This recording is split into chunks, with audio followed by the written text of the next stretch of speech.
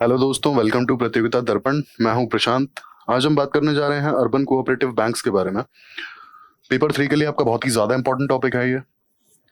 आइए डिटेल में समझते हैं क्या है बैंक्स और क्या इससे रिलेटेड न्यूज़ है।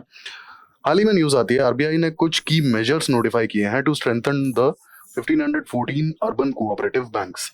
आइए देखते हैं क्या है ये मेजर्स। सबसे पहला measure, RBI allowed urban cooperative banks to open 10% new branches without approval from RBI. RBI के बिना प्रायर अप्रूवल के 10% of the new branches can be open, जिसमें मैक्सिमम लिमिट है 5 बैंक्स का। और 10% जो प्रीवियस ईयर में नंबर ऑफ ब्रांचेस होंगी ना, सपोज कि 2022 में अगर n number of branches were there, तो n का 10% 2023 में without approval of RBI can be opened. Then allowing urban cooperative banks to do one-time settlement at par with the commercial banks. अब one time settlement होता क्या है basically? One time settlement is, अगर कोई loan repay नहीं कर पा रहा है और जिस बंदे ने वो लोन लिया है वो डिफॉल्टर, लाइक एनपीए की कैटेगरी में आ चुका है, तो वन टाइम सेटलमेंट में बैंक्स कंपैरेटिवली लेसर अमाउंट का लोन या फिर टोटल अमाउंट एक्सेप्ट करने के लिए तैयार हो जाती हैं। That's what is one time settlement. कि सपोज अगर आपके ऊपर 10 लाख का लोन है, आप नहीं दे पा रहे हैं, आपने बोला कि फुल एंड फाइनल सेटलमेंट करते हैं 7 लाख में या 8 लाख में, वन टाइम सेटलमेंट करके आपने लोन खत्म कर दिया, क्योंकि बैंक्स उसको खुद कैरी फॉरवर्ड नहीं करना चाहते हैं। आप नहीं भर पा रहे हैं, आपके पास ऑलरेडी रिसोर्सेज भी नहीं है, कोलैटरल भी मतलब ऑलमोस्ट आपको उतना नहीं दे पाएगा जितना बैंक को चाहिए। जो भी XYZ इश्यूज होते हैं, बहुत से केसेस में कोलैटरल शायद बैंक लेते भी नहीं है। इन दैट केस आप वन टाइम सेटलमेंट के लिए तैयार हो जाइए, जितना भी आप बैंक को दे सकते हैं देकर, और अपना लोन खत्म कीजिए। वो बुक्स में जो भी बैंक की लोन बुक्स है उसमें वो लोन एंड हो जाएगा। तो ये जो वन टाइम सेटलमेंट है, आरबीआई ने अर्बन कोऑपरेटिव बैंक्स को भी वन टाइम सेटलमेंट के लिए परमिट किया है। तीसरे की मेजर पर अगर हम बात करें, extending the timeline for urban cooperatives to achieve priority sector lending targets up to March 2026। अब बेसिकली सबसे पहले तो हम प्रायोरिटी सेक्टर लेंडिंग की बात कर लेते हैं। ये वो सेक्टर्स हैं जहां पे बैंक्स को बहुत ज्यादा प्रॉफिट्स नहीं मिल सकते लेंड करेंगे अगर तो, ठीक है। एग्जांपल के लिए एमएसएमई, ठीक है, या फिर रिन्यूएबल एनर्जी, सोसाइटी रिलेटेड, ये मतलब सोशल सेक्टर रिलेटेड कोई प्रोजेक्ट, कोई इनिशिएटिव। तो यहाँ पर बैंक्स को बहुत ज्यादा रिटर्न्स नहीं मिलेंगे, बहुत फेवरेबल रिटर्न्स या बहुत ज्यादा प्रॉफिट नहीं मिलेंगे। लेकिन ये सेक्टर्स बहुत वल्नरेबल हैं, एज वेल एज फ्यूचर के लिए बहुत इंपॉर्टेंट भी हैं। तो इन दैट केस गवर्नमेंट ने नेट बैंक क्रेडिट का certain proportion priority sector lending के लिए मैंडेटरी कर दिया।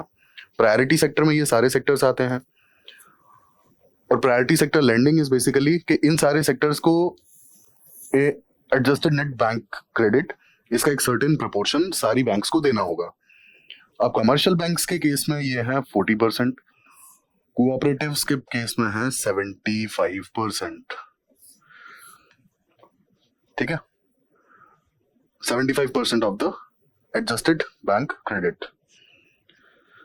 तो प्रायोरिटी सेक्टर की जो डेडलाइन है ये मार्च 2026 तक बढ़ा दी गई है कि प्रायोरिटी सेक्टर के जो टारगेट है to lend the priority sector which is, क्योंकि हम कोऑपरेटिव की बात कर रहे हैं तो 75% ऑफ द एमबीसी, तो वो टारगेट अचीव करने के लिए 75% का डेडलाइन को 2026 मार्च तक एक्सटेंड कर दिया गया है। Last is notifying a nodal officer for a closer coordination and interaction between RBI and cooperative sector. तो ये आरबीआई के कुछ मेजर्स हमने देखे। अब इन मेजर्स के पॉसिबल आउटकम्स की अगर हम बात करें, तो सबसे पहला, achieving the priority sector lending targets, यानी कि पीएसएल टारगेट्स। पीएसएल टारगेट्स जैसा कि हमने देखा था कि ये बहुत ज्यादा प्रॉफिटेबल सेक्टर्स नहीं है, लेकिन बहुत ही important as well as vulnerable sectors हैं। एग्जांपल के लिए MSME, MSME is highly vulnerable. कई बार क्या होता है, कमर्शियल बैंक्स अपने प्रॉफिट या फिर अपना होता है जो like red tapism as well as like collateral requirement, उसके चक्कर में लोन्स देती नहीं है। एंड एमएसएमईज को एक छोटे से कोविड लॉकडाउन की जरूरत है and they will be finished. Government ने, आपने देखा होगा, कोविड लॉकडाउन के बाद काफी एमएसएमईज के लिए लाइक हैंड होल्डिंग के प्रोग्राम्स और स्कीम्स चलाई। This was the reason. MSMEs को एक छोटा सा शॉक लगता है and MSMEs are finished. That's why हम इसे बहुत लाइक वैल्यूएबल नहीं समझ पा रहे थे, लेकिन इसकी वैल्यू जो है गवर्नमेंट ने जब समझी तब रियलाइज हुआ कि किस लेवल पे लोगों को एम्प्लॉयमेंट प्रोवाइड करती है एमएसएमईज. तो that's why it is very important. Secondly, government of India is committed to strengthening the cooperatives. अब गवर्नमेंट ऑफ इंडिया के कुछ पर्टिकुलर स्कीम्स हैं जो कि कोऑपरेटिव्स को स्ट्रेंथन करने के लिए हैं, कोऑपरेटिव्स के डेवलपमेंट के लिए हैं. तो ऑब्वियस सी बात है कि अगर कोऑपरेटिव बैंक्स का डेवलपमेंट होता है और वो ग्रो करते हैं तो गवर्नमेंट ऑफ इंडिया का जो एम है to strengthen the cooperatives, automatically वो अचीव हो जाएगा. अब यहाँ पे हम कोऑपरेटिव बैंक्स की बात कर लेते हैं. Institution established on the cooperative basis for banking business. That's what is cooperative bank. These banks are founded by collecting funds through shares, accepting deposits and granting loans. अब बेसिकली ये वो cooperative credit societies थी जिन्होंने actually banking business opt कर लिया. They are cooperative credit societies where members from a community group together to come to extend the loans to each other at favorable terms. अब होता क्या है कि cooperatives में लोग एक दूसरे की, मतलब जो कोऑपरेटिव क्रेडिट सोसाइटीज हैं, तो जो सारे मेंबर्स हैं ना सोसाइटीज के, मेंबर्स ही एक दूसरे की हेल्प करते हैं. किसी पर्टिकुलर बंदे को लोन चाहिए, 10 लोग खड़े हो जाएंगे और वो मिलके थोड़ा थोड़ा कंट्रीब्यूट करके इस बंदे को लोन देंगे और ये बाद में सबको रिटर्न कर देगा. ठीक है, that's how cooperative credit societies do work. अब ये cooperative banks are registered under cooperative societies act और multi state cooperative societies act. हालांकि इसके अंडर तो रजिस्ट्रेशन है, लेकिन क्योंकि बैंक्स हैं तो कैसे इनका रेगुलेशन होगा, कैसे ये फंक्शन करेंगे. तो these are governed by banking regulations act 1949 as well as banking laws cooperative societies act 1955. अब अगर इनके टाइप्स की बात करें हम, तो urban cooperative banks as well as rural cooperative banks. अब क्योंकि आरबीआई का जो मेन नोटिफिकेशन थे मेजर्स के, दे वर रिगार्डिंग अर्बन कोऑपरेटिव बैंक्स, तो थोड़ा सा डिटेल में हम अर्बन कोऑपरेटिव बैंक्स को डिस्कस कर लेते हैं. अर्बन कोऑपरेटिव बैंक्स बेसिकली वो कोऑपरेटिव बैंक्स जो अर्बन या फिर सेमी अर्बन एरिया में फंक्शन करती हैं और लोकेटेड हैं. Urban cooperative banks, agricultural credit societies, RRBs, local area banks, इनको हम कई बार डिफरेंशिएटेड बैंक्स भी कंसिडर कर सकते हैं. ठीक है, क्योंकि ये काफी लोकलाइज्ड एरिया में फंक्शन करती हैं. बेसिकली डिफरेंशिएटेड बैंक होता क्या है? डिफरेंशिएटेड बैंक एक पर्टिकुलर निश में ही काम करता है. ठीक है, और इनके जो बैंकिंग फंक्शंस हैं वो डोमेन फंक्शंस की बहुत ज्यादा बड़ी नहीं होती है. Not exactly as same as commercial banks. Example के लिए आप पेमेंट्स बैंक देख लो. पेमेंट बैंक्स की अपनी कुछ लिमिटेशंस हैं. ठीक है, फिर इसके बाद आपका इंडिया पोस्ट पेमेंट बैंक. तो बेसिकली डिफरेंशिएटेड बैंक्स का जो मेन मोटिव है ना, दैट इज फाइनेंशियल इंक्लूजन. इनका मेन पर्पस ही है फाइनेंशियल इंक्लूजन. क्योंकि जिस तरह के निश में ये काम करते हैं तो इनके जो फंक्शंस हैं काफी डोमेन स्पेसिफिक या फिर सेक्टर स्पेसिफिक होते हैं. आरआरबीज को देख लीजिए, अर्बन कोऑपरेटिव बैंक्स को देख लीजिए. देन अर्बन कोऑपरेटिव बैंक्स की एक और खास बात है कि 1996 तक इन बैंक्स को सिर्फ और सिर्फ नॉन एग्रीकल्चरल पर्पस के लिए ही लेंडिंग अलाउड थी. लास्टली इनका जो फोकस था वो local communities as well as local work groups पे था, जो कि बहुत ही स्मॉल बोरोइंग करते थे अपने बिजनेसेस, हाउसेस के लिए. अब रीसेंट डेवलपमेंट्स की अगर हम बात करें तो रिसेंटली आरबीआई ने supervisory action framework urban cooperative banks के लिए ये रिवाइज किया.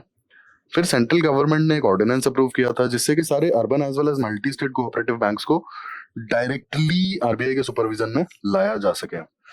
फिर एक कमेटी भी सेट की थी आरबीआई ने, Vishwanathan committee. Vishwanathan committee urban cooperative banks के लिए और उनके जो फंक्शनिंग है और जो इश्यूज हैं उसको डिस्कस करने के लिए, उसे देखने के लिए, रिव्यू करने के लिए. लास्टली आरबीआई ने दिसंबर 2022 में 4 tier regulatory framework urban cooperative banks के लिए स्पेसिफाई किया था. सबसे पहला आता है टियर 1. अब टियर 1 में वो अर्बन कोऑपरेटिव बैंक्स आएंगी जिनका total deposit is less than 100 crores. Then tier 2 में वो अर्बन कोऑपरेटिव बैंक्स आएंगी जिनका deposit is in between 100 to 1000 crores. Tier 3 में वो कोऑपरेटिव बैंक्स आएंगे जिनका डिपॉजिट 1000 से 10,000 crores के बीच में होगा. टियर 4 में वो अर्बन कोऑपरेटिव बैंक्स आएंगी जिनका deposit is greater than 10,000 crores. ये हमने चारों टीयर के बारे में बात की। अब इन चारों कैटेगरीज में आरबीआई ने कैपिटल एडिक्वेसी रेशियो अलग अलग रखा है और it is already defined. Basically capital